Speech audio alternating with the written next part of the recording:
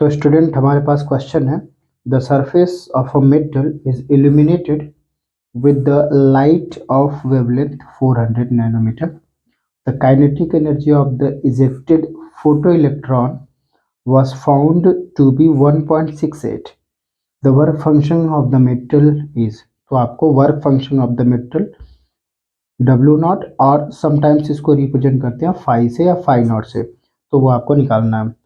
तो हमारे पास जो इंसिडेंट रेडिएशन की एनर्जी का फॉर्मूला होता है that is E equal to work function plus of kinetic energy. जब किसी भी पर्टिकुलर मेटल सरफेस पे एनर्जी इंसिडेंट होती है, पर्टिकुलर फोटोन की एनर्जी जो इंसिडेंट होती है equal to work function plus kinetic energy, और हमें यही वर्क फंक्शन यहाँ से निकालना। So there is a work function equal to E minus of kinetic energy. Obviously guys हमारे पास काइनेटिक एनर्जी की वैल्यू गिवन 1.68 इलेक्ट्रॉन वोल्ट के फॉर्म में। देखो ये रहा हमारे पास काइनेटिक एनर्जी की वैल्यू, और पर्टिकुलरली जो इंसिडेंट रेडिएशन है that is H C upon of lambda के फॉर्म में रिप्रेजेंट कर सकते हैं -1.68 electron volt, right. H C की वैल्यू ऑलरेडी हमारे पास मेंशन है जो कि इलेक्ट्रॉन वोल्ट नैनोमीटर के फॉर्म में है।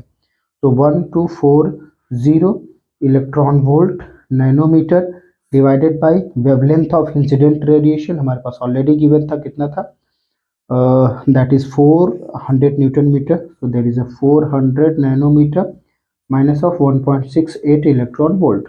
Nanometre to nanometre cancel, so ultimately अगर मैं इसको ध्यान से देखूं so this will be cancel, और जब इसको कैंसिल करेंगे तो 3.1 इसका पूरा कैलकुलेटेड आंसर आएगा, फिर 1.68 और अल्टीमेटली ये पूरा आंसर इलेक्ट्रॉन वोल्ट में हो जाएगा। जब मैं इसे कैलकुलेट करूंगा तो 1.42 इलेक्ट्रॉन वोल्ट हमारे पास आंसर बनेगा, जो कि वर्क फंक्शन होगा जो हमें कैलकुलेट करना था।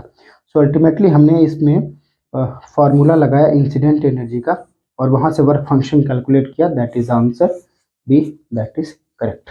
Thank you.